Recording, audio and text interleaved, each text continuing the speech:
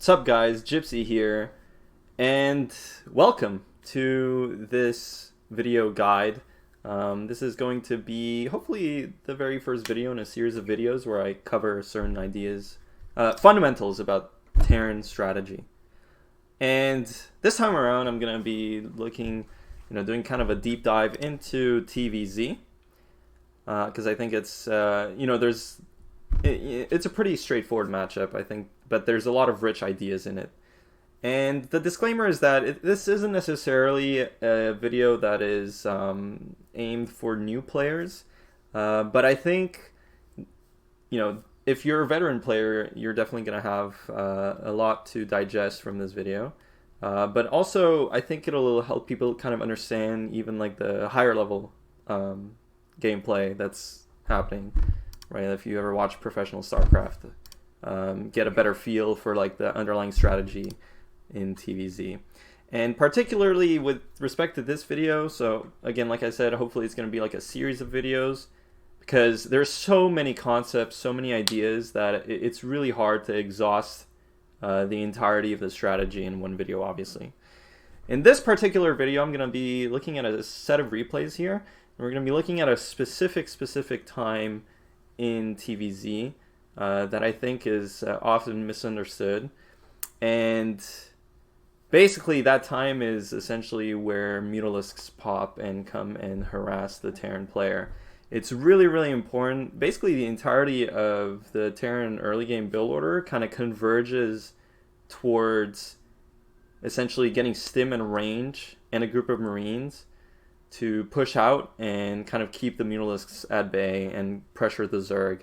And if your build order is not good, or if you're if you fall behind in the opening, if the Terran player falls behind in the opening, you start getting really set back at this point in time in the game. So really, that's what I want to focus on. It's really just basically all of the early game for Terran really converges to finishing stim and range. Well, basically finishing range as soon as possible, but that assumes that you also get stim, because you would never want to get range without stim.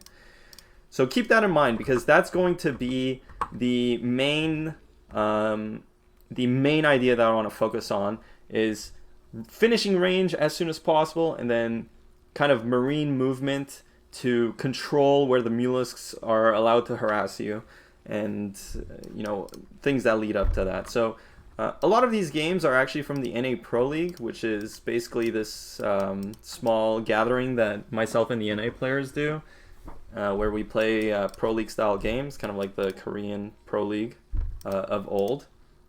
So for sure, if you want to check that out, follow me on Twitch, because and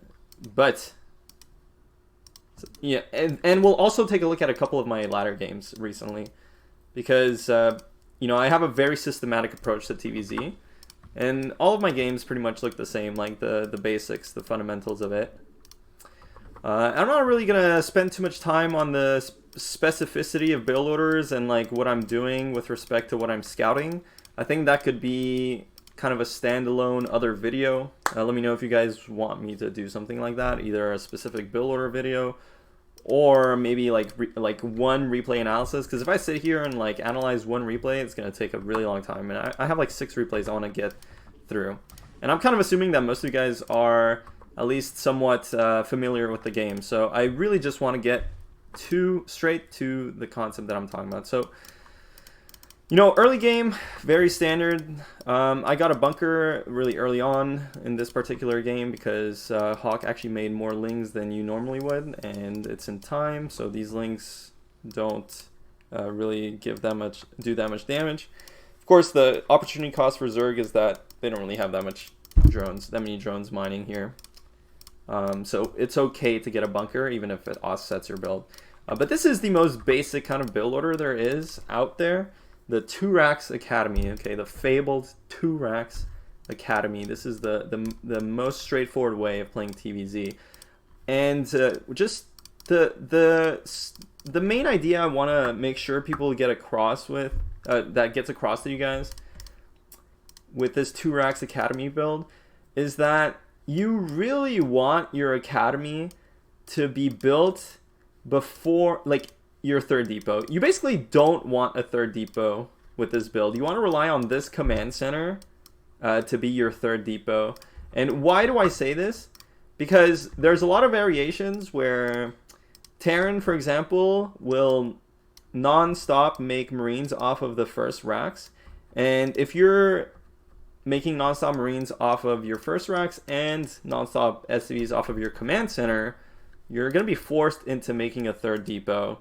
And that really, overall, what that does is it actually slows down your academy time, because you can think of that third depot as your gas. And so you're delaying your gas and then you're delaying your academy. And the most important part is to get range as soon as possible. So this is the kind of most stable configuration to get range as soon as possible with a 2-Rex build. The idea, again, is to not get that third depot and get your academy, before your command center finishes, or at least start your academy before your natural command center finishes. And also, please notice that I think this is one of the best ways to approach StarCraft is, especially when you're a beginner, I think it's much easier, obviously, to just have like supplies written down and just copy a build order straight up. Obviously, because you just don't have the same kind of experience to be able to conceptualize more broadly what you're doing. But as you get better, this is how you really start thinking about build orders. It is the sequencing of stuff. So, for example, the second racks, you always open with depot racks. Sometimes depot command center, sometimes command center depot. And then you always get the second racks after 2 depots in your command center. And then you always get this gas after these 2 racks, and you always get this academy after the gas. So there's this type of sequencing that has to be happening. So when I'm explaining to you guys, make sure to get a 23 academy. No, actually what I want to say is that you want to make sure that your academy starts before your second command center finishes, before your natural command center finishes. Or alternatively, don't make a third depot. Okay, so that's how we want to think about it. So this is the best way, by the way, as an aside, to open 2 racks. So, and generally that involves just staying on 3 or 4 Marines. Okay, so sometimes if Zerg's playing really aggressively, you're going to need an early bunker. You have to be very careful. That's the only downside of rushing an academy, is if you don't know what you're doing, you can die to early lings. And that's why, for example, delaying an academy can be good if you want to play safer. If you're making, for example, I don't know if you guys have seen Nyokin's guide, but he generally tends to make more Marines off of his first racks, which actually makes him much safer against ling all-ins. But as you get better, you really want to prioritize getting this academy up as soon as possible, because range is incredibly important. And that's really it. The only decision in this game that I made was to get this bunker early on because I saw a bunch of lings. But besides that, this is pretty much very standard build order. eBay, of course. The other thing is mutalisks always pop around 520. That is for the 2-hatch variation. Of course, 3-hatch is generally 620. And then, if anything chaotic happens in the game, part of the skill is to readjust your timing. But 520 is a good time to think about mutalisks or the Spire finishing. This game around, Hawk, his Spire's a bit later, probably because of this ling opener. Who knows? But we start turrets now, and you can see I actually have stim now. And here's one of the biggest traps I feel like most people fall into when they play 2-Racks Academy. The idea with 2-Racks Academy in a lot of people's minds is to go and pressure the Zerg. And that's not a bad idea, but most of the time you're doing it blind. You really, really need good scouting information to be able to pressure Zerg. This game, had I pressured Zerg, it would have forced 2 Sunkens for sure, because we see that, there's 6 lings. But for myself, I don't really have that vision. Because I chose not to keep SCV scouting, because, once your initial SCV scout dies, it's really easy for a good Zerg player to continuously deny your subsequent SCVs, especially if they have a bunch of links outside of your base. So generally, I tend to prefer keeping my economy intact, and I don't really rescout. And when I don't rescout like that, I tend to never push out with stim. I just wait for range, and I assume this defensive posture. You can see at 520, or 520, 530 now, I know the mutalisks are coming. everything is converging to this point, right? So this is why it's really important to not miss your SCV production, because you really need to have like a really strong economy to be able to put down a bunch of these turrets, right? You know, think about it. We actually are making a lot of stuff at this moment in time at 6 minutes.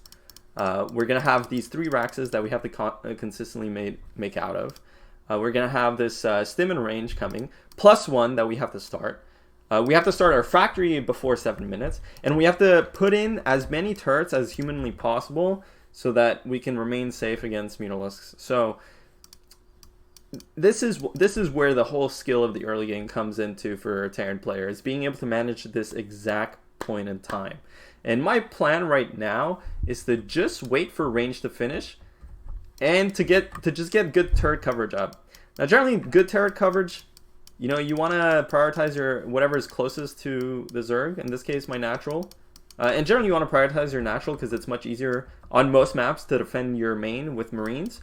The natural, of course, like if mutalisks come in here, they're generally the way maps are designed. Mutalisks just have way more to work with in these in naturals, because it just funnels your Marines and stuff, whereas the main is generally very open. So that's why I prioritize here. I'm getting 2 turrets on my natural, and then I'm getting 1 turret here, 1 turret here, and I'm also keeping my, you know, because I'm only getting 1 turret in my main, like in these areas, I'm actually keeping my bio close to them as well. So my natural is primarily defended by turrets, and that's why I'll overload turrets. You know, I'll go quickly up to 4 turrets here, and in my main I'll generally keep it to 1 to 2, and then eventually 3 and 4 as I move out. And then you want to have like a turret by your ramp and your production. Your production should always be kind of close to your ramp, and your turret should really kind of prioritize the ramp. Covering the ramp is really, really important. You can see I'm just playing very, very defensively here.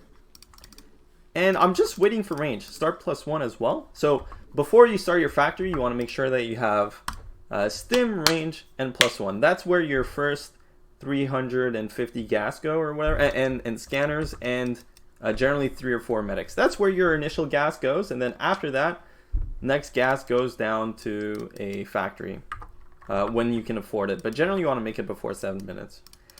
And here I'm just waiting for the mutalisks to come in. And again, I don't have range yet. You cannot fight mutalisks without range unless you have turret support. And of course, like in these kind of open grounds, like the initial batch of mutalisks, it's always going to be 6 mutalisks. It's never going to be something crazy. It's never going to be more than that. So that's why against these first mutalisks, you can afford to actually fight without range.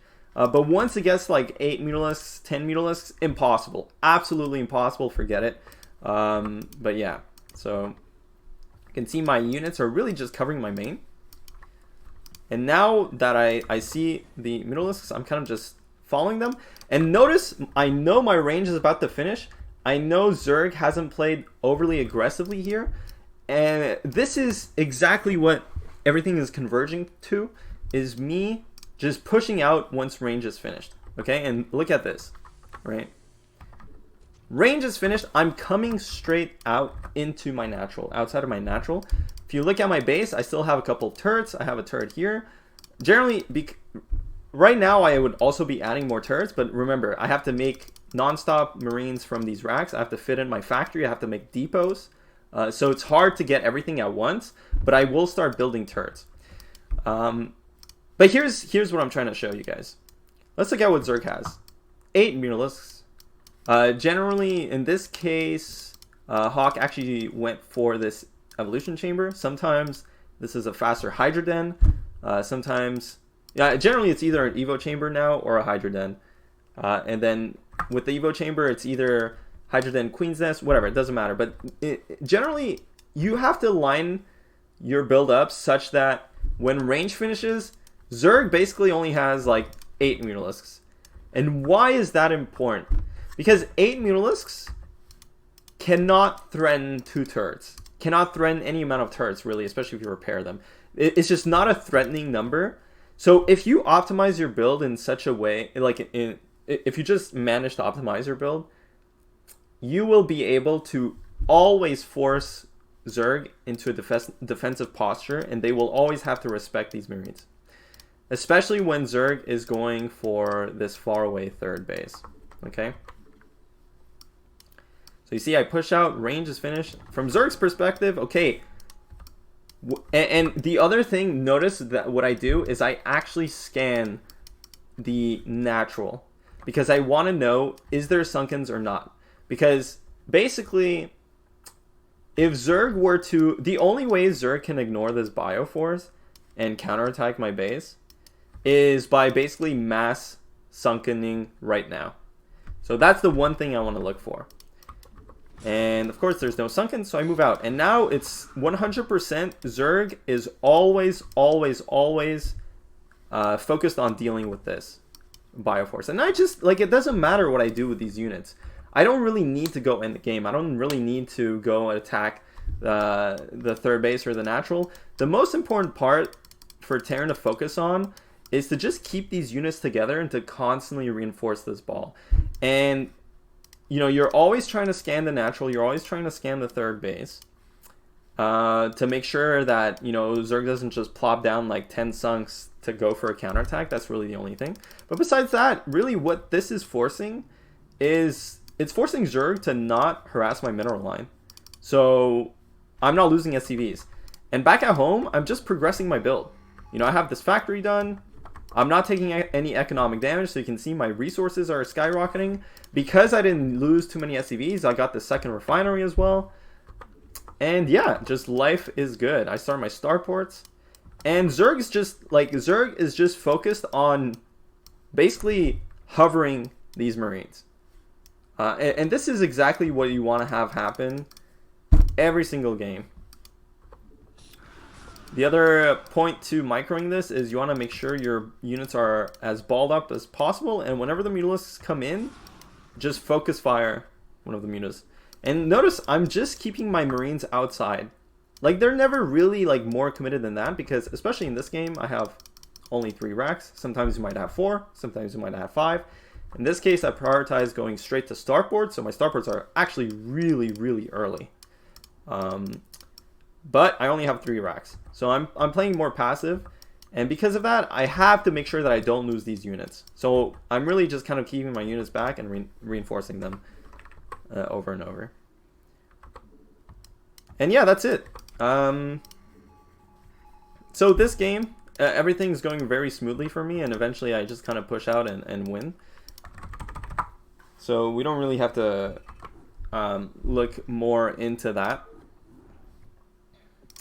I just want to show you guys like a lot of examples of this happening, where it's really important to keep the to just how everything converges to that range point.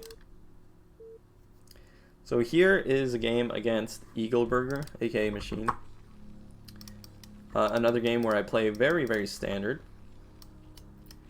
Just gonna go quickly through this to get to the point of contention. Again, this game I will go for 2 racks, and again, I think I had... Oh yeah, this was a pool first opener, which is why I have a bunker. There's a lot of ways of dealing with pool first. That could be another topic at some point that we can explore. Again, 2 racks, notice gas, and again, I want to get my academy before my... Basically, I don't want to get a 3rd depot. It really is how I personally think about it. I just don't want a 3rd depot. And I want an academy off of 2 racks. So that's how I think about it conceptually. And you can see, similar to last game, this is how it lined up as well.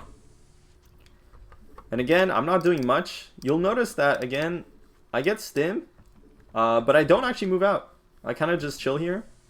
I push out a bit. You know, sometimes you can kind of gauge... There's no real art to it, but because I see the links kind of running back and forth, I obviously don't commit to the natural. This is kind of like just more of a feint. But yeah, again, just focusing on getting this range up, and then +1 as well. So remember, stim, range +1, and scanners. Stim, range +1. The scanners, the idea behind the scanners is... you need them to confirm what your opponent is doing. So depending on what you've scouted. So for example, if you actually manage to scout the Spire, you can delay the scanners for a really long time, which allows you to get more SCVs out, which is why you would want to delay your scanners. But if you don't confirm the Zerg's tech, you really need to get scanners.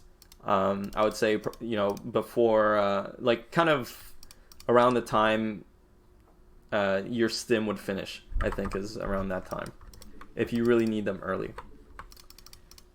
So you get like stim, scanners, range is how you should think about it. And again, I'm just chilling, and you see, notice this is the exact same configuration I had against Hawk. Exact same.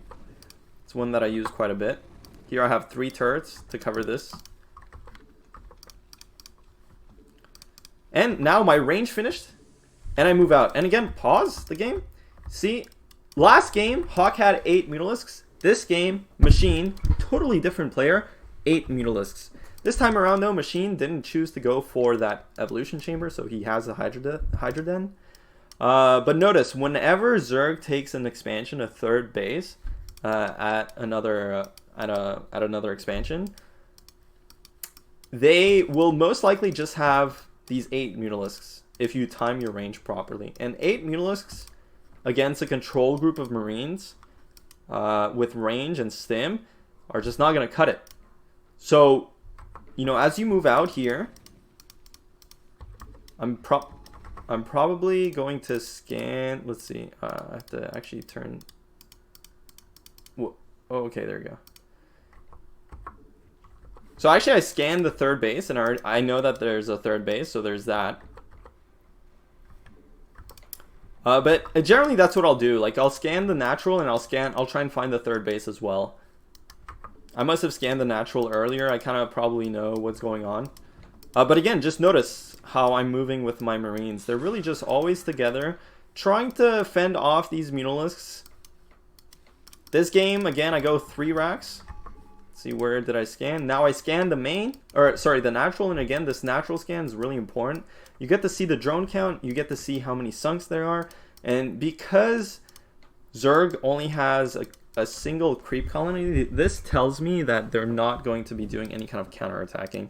But again, notice I actually have a couple more turrets here as I moved out, and then if I ever scan that there's more sunks or something, I'll just make more turrets, and I'll generally pull my units back. But even in this teching phase, like, you still want to make turrets. Like, it's not like, okay, I'm getting my factory, I'm never making turrets ever again. You want to make turrets concurrently with kind of making units out of these racks and making SCVs and getting your tech along. So that's really the skill in this matchup, is just kind of managing all of this all at once while making sure you're putting on pressuring moves with your Marines and fending off the mutalisks and fighting the mutalisks rather. And really, like, it's important to put on pressure because it's really hard for Zerg to deal with this. As a Terran player, you don't need to be very... like, my plan is to get into factory and then get into 2-port and kind of like get into a macro game and just play the game out. My plan isn't to end the game right now, right? It's not to just make, you know, go into the natural and win, or go to the third base and kill the third base. I'm just trying to make life as hard as possible for the Zerg player. I'm just trying to... You know, if I can force a couple sunks here and there, if I can force a couple more lings, if I can force a couple more mutalisks, and that's the one thing, is Zerg has to constantly make mutalisks to deal with this pressure. And if they're constantly making mutalisks, that's just less gas that they have for taking the high, for example, for pulling for ultralisks, for example, or for just making lurkers. And it's also just fewer drones. You know, that's another really important part. If you limit their drone production by putting on pressure, you know, they're not powering as hard. So that's really what the whole point of this is. And I'm not too crazy. I'm really kind of just keeping them together. This game, actually, Machine had some really solid micro. But, you know, you get an Overlord pick here and there. You trade Marines with mutalisks. And behind this, notice I'm actually going up to 5 racks this time. I'm not feeling as confident as I did in the game versus Hawk, where I sit on 3 racks double port. This time I'm like, okay, well, you know, and that's kind of like a feel thing. There's no, it's not really something that can be very easily verbalized. And behind this, I'm getting double starport. And yeah, I mean, that's it. Now my game plan is kind of in full swing. But again, I just want to bring attention to just how important this moment is. Because if you just stay inside of your base with these Marines, then you're not forcing, like, you don't force the Zerg into making more mutalisks. You don't force the Zerg into, like, you see how the Zerg's kind of reacting here. Machine's just making more mutalisks. He's making more creep colonies. If you just stay inside of your base, they're not that threatened. And also, they have free reign over, for example, this mineral patch, this expansion here. It doesn't matter how many turrets you build at this natural, and so many naturals are like this, they're not going to prevent SCVs from dying. The only way you can prevent SCVs from dying is to pressure the map, because once you pressure the map, then Zerg can't just take damage on their mutalisks for free. Even if they trade, like, I mean, it's not going to be for free because they get some SCV kills. But then if they take damage on their mutalisks, they don't have as much health to deal with your push out. So it's so important to get good at moving out at this timing and with these Marines. So important. See, how are we doing for time? Okay, it's not that bad. It's not that bad. Let's go into another game here. This one is versus Crossy. Crossy is actually really good at moving with his mutalisks, at his mutalisk rotations. This game, I do a bit of a different opener. And I don't think it's an opener that I want to spend too much time on. And I think most of you guys, if you're kind of learning the game, you should definitely stick to that 2 Rex, which is why I actually showed those games first. You should definitely stick to that 2 Rex opener. It's very basic and fundamental. So, but you'll see that this build is actually, this is why this build is actually very popular. This is the eBay rush build. It's because of the whole concept of you just want to wait for your stim. Like, you really, or sorry, your range. It's when your range kicks in that your build order is kind of coming into fruition. And this kind of just is, you know, the eBay first is basically a version that powers into that harder, because you sacrifice that early game presence, because with the 2 racks you always have the option to go pressure.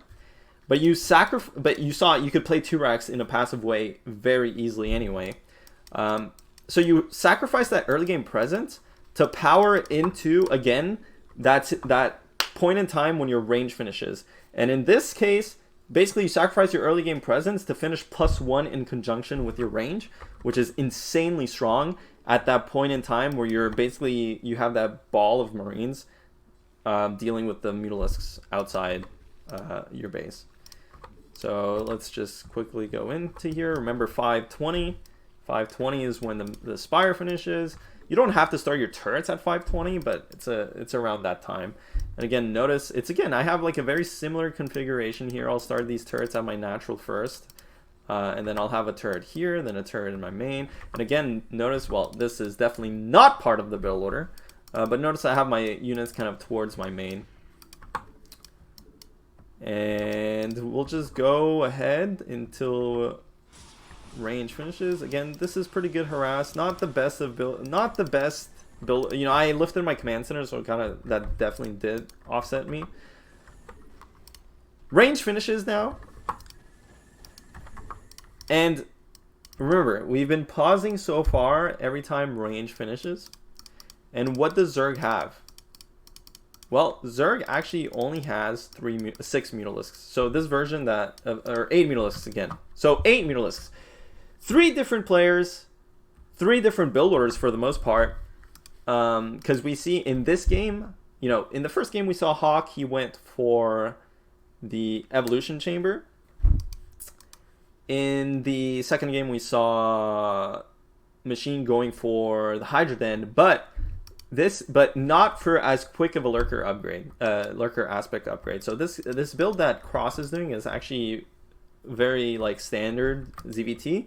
It's where you stay on 8 mutalisks to get lurker upgrade and to start droning up, and then you start getting more mutalisks. But remember, range finishes, what does Zerg have? 8 mutalisks. So they will always have to respect this move out, always. Now again, I just want to point out how this differs from the 2-Rax build. Notice how +1 basically finishes with range. This is why I actually really like this build order, but I generally only tend to favor it when I can wall off, because again, you sacrifice so much early game presence by not having the 2-Rax. You have fewer Marines, it's harder to defend all-ins, but when you have a wall, you don't care about none of that, which, you know, as a side note, is why walling is so strong in TVZ. But again, pushing out, and, okay, I hope yeah, and again, scan. Nat scan, third base scan. And what does that show me is I see whether or not there's sunks and whether there's third base. And now I know that Zerg cannot be that aggressive. And notice how simultaneously as I'm pushing out, I'm actually making 2 more turrets at my main. Because this is very common for a lot of Zergs to do, is to just backstab your main as you're pushing out. And once you have good turret coverage, Zerg is forced to respect this. And again, we have this, again, this is why this build is so strong. We have +1 weapons and we have +1 armor as well coming, but we have +1 weapons. It's just so good at fighting versus mutalisks. So good. And again, look, it forces the Zerg. So 3 different Zergs, and we forced every single Zerg to respect our Bioforce. Okay? That's really all I want to show here. And behind this, you know, factories coming. Sometimes the factories earlier, sometimes the factories later. Factory second gas. I want to go into 2-port. But I'm forcing the Zerg to respect these units. I push out, come back. I'm going to join them together. Just playing very, very conservatively. I don't want to overreach with these Marines. And, you know, if you end up kind of grinding a lot of TVZs, you'll learn that if you play overly aggressive, it's easy to lose this initial ball of Marines, and once you lose the first push out, like, the game can start really snowballing into Zerg's favor. So yeah, and that, you know, this game, lurkers finish, and that can happen. But, you know, behind this, I mean, I have my factory almost done. I'm gonna get starports going. You know, this factory could have definitely been faster. But anyway, we're getting into a whole lot of other stuff that I don't really want to cover in this video. I just, again, wanted to show you guys the idea of pushing out into the natural with your range and seeing how Zerg has to respect that. Now, I'm going to skip this one replay. I'm going to go through this one really quick, and then I'll show you guys an example of a Zerg player that has a configuration where they don't have to basically respect your move out. So again, we're just gonna go straight into here, into this game. Not too important what the build orders are. And also what I wanted to show you guys as well is how, like, small differences in build orders can, you know, how the two, like, I just wanted to contrast a bit this eBay first opening with the 2-Rax opening, and why people do this eBay first opening so much when they can get away with it. Of course, I could show you examples of when this kind of build is really bad, but that could be for another video, you know. But yeah, you know, you got to see 2 different build orders and how they line up, but the general concept is the same. Like, the general concept, regardless, is that you want to get range ASAP and push out. And if you ever delay your range, you notice, like, let's say your range is like 30 seconds later, then all of a sudden, when your range finishes, maybe Zerg has 10 mutalisks. Maybe Zerg has all their sunks finished at their natural, and you will pay a very hefty price. So that's why it's really, really important to get range first. Now this is against, I believe this was a 2400 Zerg player on the ladder, maybe a bit above that. And, you know, notice again, I have a very specific configuration. And this is pretty much how, you know, most Terrans at the high level play this matchup. Again, just dealing with this mutalisks harass, waiting for range. And range finished, again, around 6:30. I'm actually learning something new because I didn't realize that it finishes around 6:30. What does Zerg have? Oh my god, a 4th Zerg? 4 different players and still 8 mutalisks. Okay, he actually lost the mutalisk, which is why there's only 7. Maybe he had 9 mutalisks.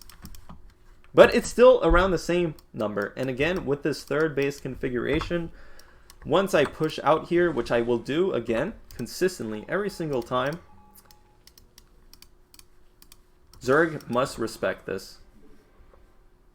Then you push out, and they just have to they just have to focus on this. Behind this again, I'm making my factory, and I'm just gonna play a very standard game from here. You can see Zerg just always has to hover around your Marines, and it's just preventing you. It's preventing the Terran from losing SCVs to Mutalisk Harass. It's preventing the Terran from having to overmake turrets. You know, this time around I only have 2 turrets at my main. It's a very, very good spot to be in. And yeah, I mean, pretty much. And then this last game, very interesting game. Again, I mean, I have so many replays, but the reality is, like, most of them are like they're months old or like weeks old, and you know, the auto replay, I haven't made a good habit of categorizing my replays. So I kind of just look for easily like games that I've either recently played or the NA team battle games I have a pretty good memory for, and I have them saved in a different folder. But yeah, this is a game that I played same day that I played that 2400 player. This is actually Miso, the pro gamer, and we'll see that actually Zerg in this game will do something completely different than what we've seen so far, and it'll throw a wrench into our plan of moving out on our range timing. So command center finish, you know, again, this game going for that eBay, I really like it on Eclipse. Sometimes though, you know, versus players that I play often, I will mix in the 2-racks, because 2-racks is actually really strong against 3-hatch, like fast 3rd hatch play, because you can kind of deny the 3rd hatch with Marines, and with a wall, as opposed to most maps, the wall actually kind of enables you to do 2-racks pressure much more easily than if you don't have a wall. Because, you know, as you push out, I can just kind of like plug this in with an SCV.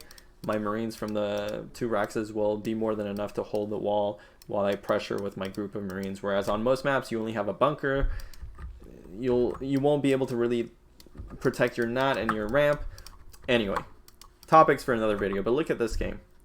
This game, Zerg actually goes for an in-base 3rd hatch, and this is something that I didn't necessarily respect as much. But you'll see how this actually changes. Again, apparently I really like lifting this command center. So again, let's see. Again, well, there 2 points actually. I want to really quickly highlight how it's just impossible to defend your natural sometimes. You know, I actually have 4 turrets here, and you guys have seen previous games that I have not had this many turrets. So really this game prioritizing defending this natural, because I know this can happen. But look at that, just absolutely so easily picks off SCVs for free. And this is actually the strength of this. This is the Soma build. Actually, this is a 2.5 hatch, or whatever people call it, I guess. It's not really the 2.5 hatch that you would see against mech, but this is the, I believe this is the 12-12-12 that Soma does, where you actually get a really fast 3rd hatch. Kind of a slightly later mutalisks, but with the fast 3rd hatch, you get to instantly make these 7 mutalisks. Why is that important? Because 7 mutalisks one-shot an SCV, and this is exactly what allows him to do this. So probably retrospectively, if I see this hatchery, I should be aware of that. In-base hatchery, that is. So here is the moment of truth. Range finishes, this time 620, quite early. Again, my +1 is going to finish around the same time. But you know, I push out, make sure he sees my Marines. Now, as with most people, again, 630.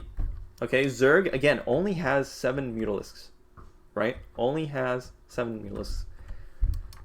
So what does he have to do? Instantly put down a bunch of sunks. And at least this kind of like, you know, you guys saw we lost a lot of SCVs, but at least this evens it out in terms of the worker count.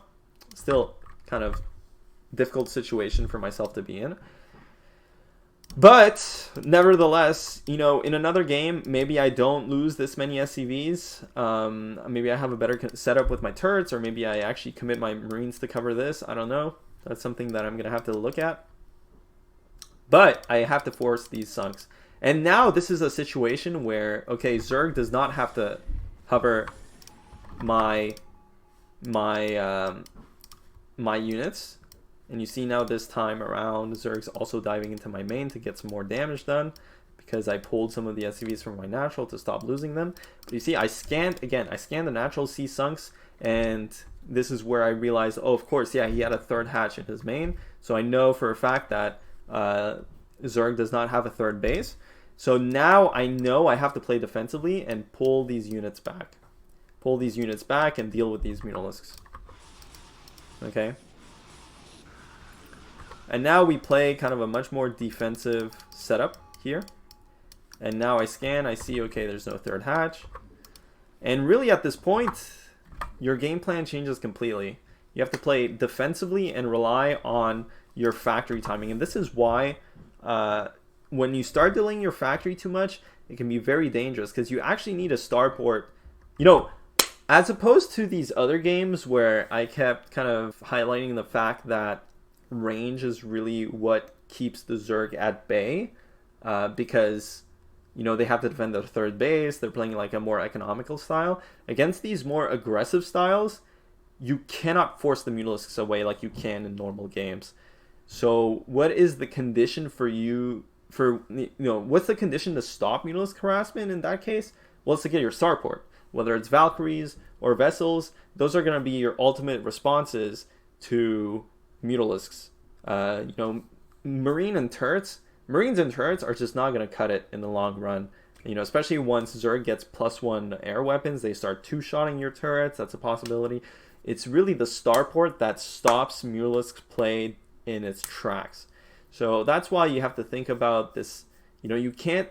There's a lot to juggle at this point in the game. You know, you have to make a bunch of Marines, you have to make SCVs, you have to make turrets, but then you also have to fit in your factory. And most of the time, that is a decision. Am I cutting SCVs for this? Am I cutting Marines for this?